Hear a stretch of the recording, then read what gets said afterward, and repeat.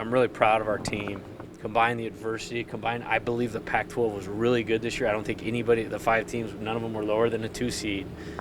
Playing 4 of those 5 teams on the road, to come out of it the way that they did, today is really disappointing. But I don't want to take away from the growth of what they did. And I feel like I'd be undermining them and disrespecting the players if I did that. I'm sure Jay Johnson right now is not feeling really good. I mean, there's some things that are out of your hands some years, and they're a hell of a team right now, and I'm sure everyone's happy they're not in it because they could do some damage.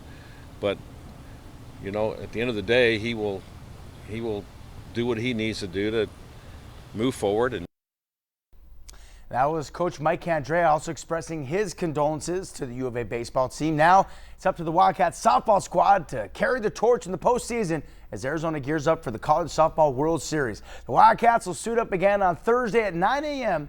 against Washington. The Wildcats got swept against Washington during senior weekend at Hillenbrand Stadium. So apart from redemption on their minds, Arizona also knows how tough their fellow Pac-12 foes can be. Meanwhile, the Arizona players are still soaking in the feeling a super regional victory can bring you and advancing to the College World Series. Gotta love the reactions, especially the one from Malia Martinez. Check it out. She is wide-eyed, and that's a great look of amazement there. I asked her about that this afternoon.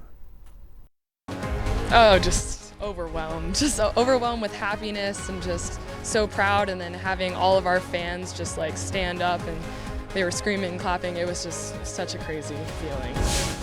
as a coach, for me, it's just very rewarding to watch these young ladies be able to celebrate a big victory.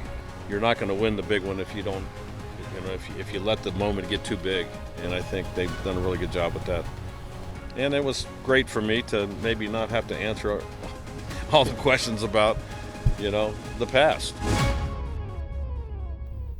Hey, Coach Mike Candrea heading to the College World Series again. All right, moving on. It was a matchup you saw right here on NBC. The Stanley Cup Finals in Game 1 as the Boston Bruins and St. Louis Blues duked it out. Into the third period we go. It'd be 2-2. That's a tie score. But I say no more. That is because Sean Corrali will score the go-ahead goal for Boston. It is his third of the playoffs. The Bruins take the lead for good. Boston wins Game 1, 4-2.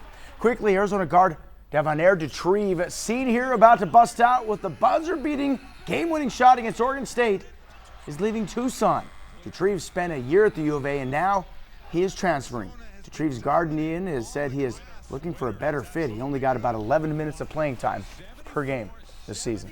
And quickly, the Diamondbacks and Rockies opened up a 4-game series in the Mile High City. Arizona was gunning for its 4th victory in a row after sweeping the Giants, and the matchup today would go into extra innings. Bottom of the 11th, and Colorado's Raimel Tapia busts out with a game-winning RBI. That is Ian Desmond coming around to score. The celebration is on. Colorado wins 4-3. We'll be right back with a last look at your weather and Matt Bird.